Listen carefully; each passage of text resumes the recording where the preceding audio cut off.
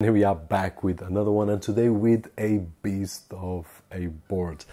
A beautiful beast, but nonetheless a beast. Now this is the ASUS ROG Strix Z790 -A gaming Wi-Fi D4, and D4 stands for DDR4, which might be an advantage. We will talk about that in just a few moments. And if you are building your computer at this moment and you still haven't activated your Windows 10 or 11, don't forget to check out cdksales.com, where we'll be able to find official OEM keys at an affordable price, and I will leave also the link and a coupon code that will give you 30% discount, RGCK. And this is a platform that we have been testing and using for the past few months, so you will be just fine having your key right over there. Windows 10, 11, Home Edition, Pro Edition at your taste. Now, looking at this ASUS motherboard, it is on the top range of the mid-range to high. So this is targeted at someone that is enthusiast, wants the best that it can. It's not the top tier, but it's really close to it.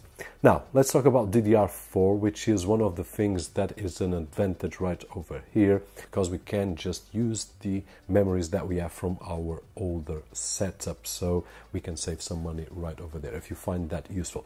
There is also versions of this motherboard, which in my opinion, it's just beautiful with these white, silver and black.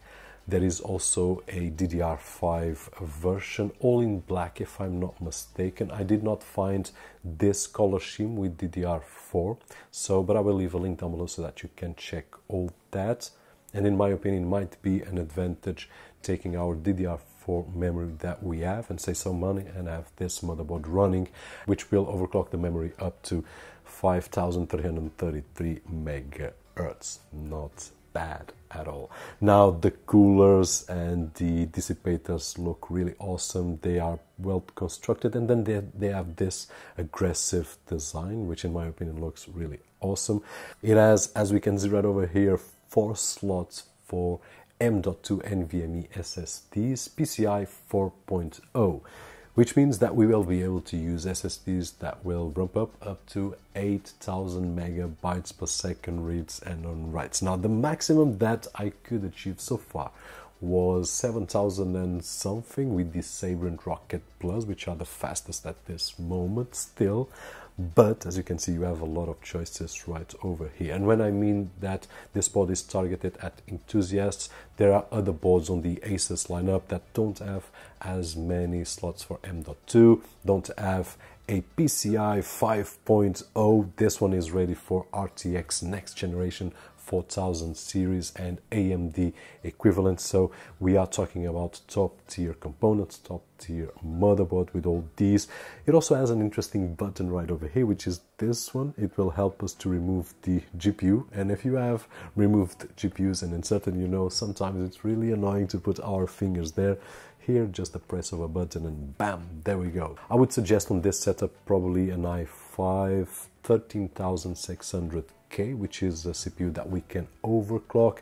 It has 14 cores and 20 threads. Yes, an i5 CPU with these many cores and threads, which is crazy. A few years ago, I would say no. i5 is 4 cores, 4 threads, and that is it. But at this moment, we are talking about 1420, which is a beast of a CPU. Of course, if you want to put an i7 or an i9, in terms of overclocks, there are several ways of doing. The board is ready to accept those that want to do manual overclocks. Then you will be able to mess up with the BIOS and all the settings and achieve the numbers that you want. Or you can use the software that it's included and artificial intelligence, and will get you the best values that it can, having in consideration the CPU that it has and the components, and then testing and testing and testing. And in no time we will have all the overclocks ready without messing our ends, which is something really nice. Personally, I enjoy that. In terms of connectivity, it has a lot. I will leave a link down below so that you guys can check all the specifications, because I will miss a few. But if you are thinking about LEDs, for example, I'm looking at two right over here, another two right below. In terms of fan connectivity, a lot. In terms of the SSDs, GPUs, PCI 5.0, and then we have all these PCIs right over here.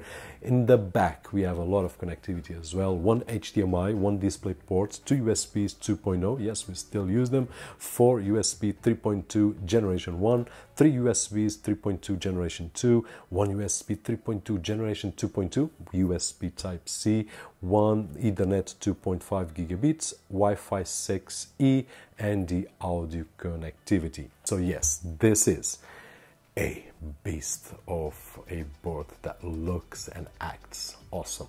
Now, to sum up, if you are looking for a motherboard for your setup, in my opinion, if you are able to take advantage of all this, in terms of the SSDs, in terms of the GPU, which is ready for the next generation GPUs that are coming to the market, then great. In terms of Wi-Fi, Ethernet connection 2.5, so it's ready for the technology that will come out on the next several years. I believe that this board will be able to achieve a few years without any issues in terms of being outdated. That being said, hope that you guys enjoyed the video, and if you did, so don't forget that usual thumbs up right over there, which is really appreciated on this side of the screen. My name is Roberto Jorge, today with the ASUS ROG Strix Z790 Gaming A Wi-Fi D4, a long name, and as always, I'll see you guys on the next one.